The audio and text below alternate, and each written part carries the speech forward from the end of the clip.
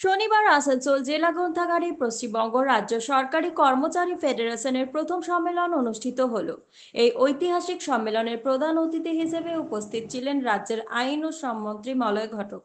প্রদীপ প্রজ্বলনের মাধ্যমে আনুষ্ঠানিক সূচনা হয়। মন্ত্রী মলয় ঘটক প্রদীপ জ্বালিয়ে আনুষ্ঠানিকভাবে সম্মেলনের উদ্বোধন করেন। কর্মচারীদের স্বার্থ ও ন্যায্য দাবিগুলি নিয়ে আলোচনা হয় এই সম্মেলনে। এছাড়াও সম্মেলনে উপস্থিত ছিলেন আসানসোল পৌর নিগমের চেয়ারম্যান অমরনাথ চট্টোপাধ্যায়, মেয়র পরিষদের সদস্য গুরুদাস চ্যাটার্জি, ফেডারেশনের সভাপতি আইয়াম খান, সম্পাদক জয়শ্রী চ্যাটার্জি, অন্যান্য বিশিষ্ট নেতা ও কর্মচারীরা।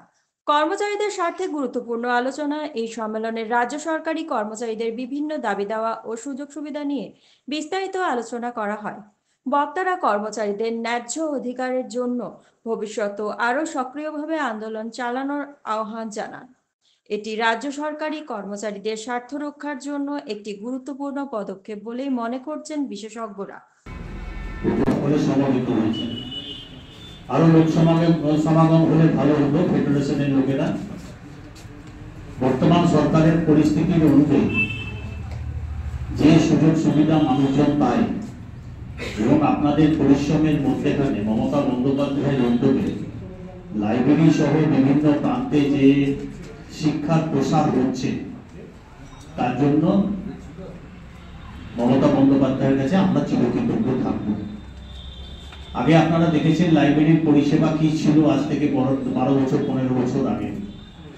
এখন সেই জায়গায় আমরা এসে সেখানে লোক নিয়োগ থেকে শুরু করে বই বাড়ানো এবং সেই জায়গাটাকে একটা সুস্থির পরিবেশের মধ্যেখানে আমরা একটা সুন্দর পরিবেশ তৈরি করেছি যেখানে পড়াশোনা করতে পারবে।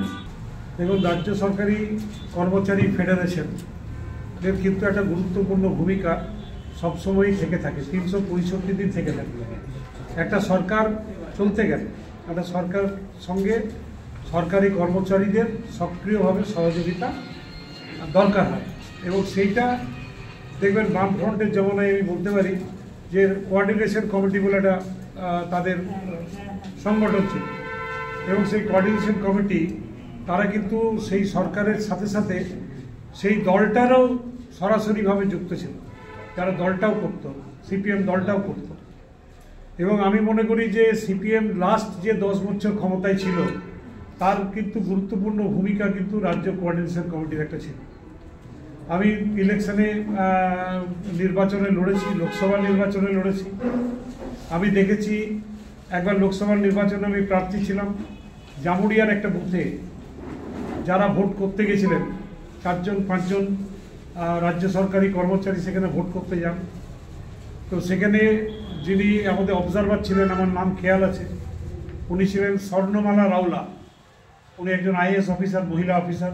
আমাদের কি অনুষ্ঠানটা কি? আজকে আমাদের অনুষ্ঠানটা হচ্ছে পশ্চিমবঙ্গ রাজ্য সরকারি কর্মচারী ফেডারেশন পশ্চিম বর্ধমান জেলার প্রথম শাখা সম্মেলন। তো এটার মূল আলোচনাটা কি ছিল? মূল আলোচনা ছিল আমাদের আগে ছিলাম আমরা বঙ্গীয় গ্রন্থাগার কর্মী কল্যাণ সমিতি আমরা সদস্য, এখন সরকার আমাদের সিএম মুখ্যমন্ত্রীর ইয়েতে আমরা এখন পশ্চিমবঙ্গ রাজ্য কর্মচারী ফেডারেশনের আওতায় এসেছি যেন আমরা সরকারি কর্মচারী সুযোগ সুবিধাগুলো পাই। এবং দিদিও বলেছেন যে সরকারি সুযোগ সুবিধা যে সমস্ত পাচ্ছেন আপনারাও কিন্তু আধা সরকারি হলেও আপনারা আমাদের সরকারি কর্মচারীর সমস্ত সুযোগ সুবিধা পাবেন। সেই জন্য আমরা এই বছর প্রথম রাজ্য সম্মেলনে যুক্ত হলাম। মানে এবছর প্রথম হলো? এবছর প্রথম।